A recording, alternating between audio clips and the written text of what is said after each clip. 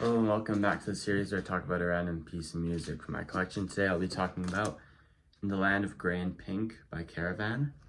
I remember this is the first Caravan album I listened to, probably because it's the most often recommended Caravan album, and probably also the most often recommended intro to the Canterbury scene of progressive rock.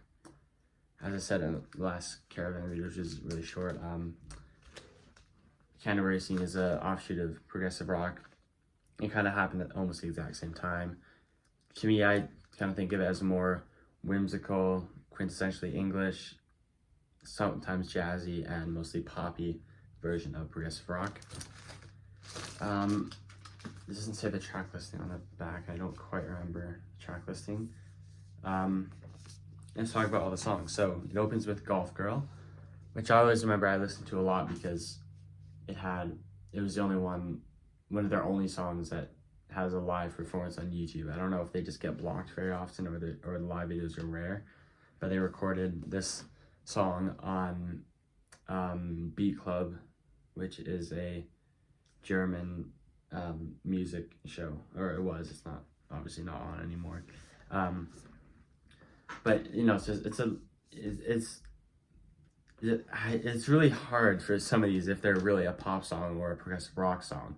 It's like it's really a perfect balance of both, and it's shown really well in that opening song.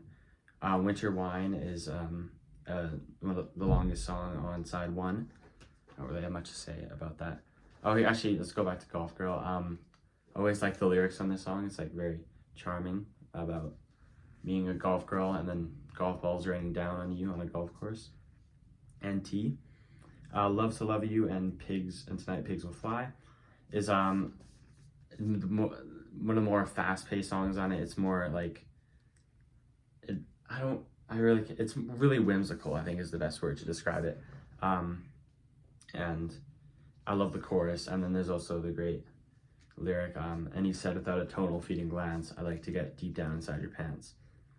And finishing side one is In the Land of Grey and Pink, which is also one of my favorites.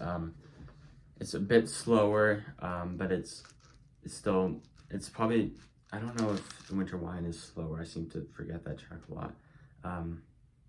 But it's a lovely song as well. And then side two is a side-long epic, 9 Feet Underground, which has, let's count 1, 2, 3, 4, 5, 6, 7, 8 sections. I believe 2 of which have vocals. I think like the third section and the second to last section have vocals or something. And I remember when I first heard it, I thought it was only like 3 sections, which I thought was not very much for a almost 23-minute song. It just goes through very jazzy parts, and then it comes into a bit more rocky part, and then back to jazz, and then into a vocal pop section. But I remember it finishes with Disassociation and then 100% Proof. But 100% Proof is my favorite moment of the entire album.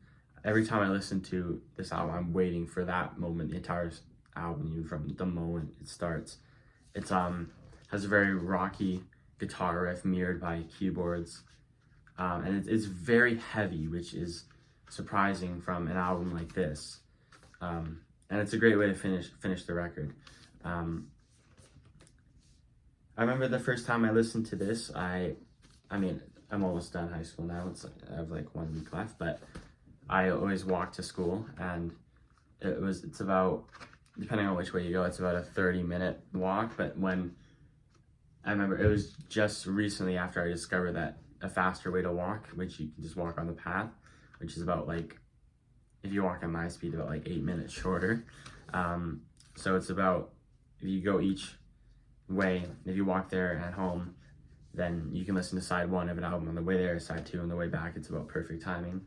I remember listening to side one, and it just fit the atmosphere of the path really well. I have a memory of that. And then I remember it being like blown away when that part of the 100% Proof section came on, and then I got home and was just absolutely jamming to it, pouring some lemonade and whatnot. But yeah, I still love this album.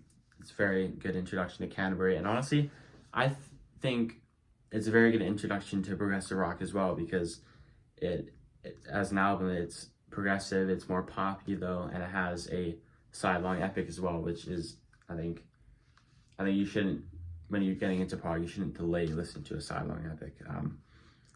Anyway, I got this for Christmas, so I'm assuming it was bought on Amazon.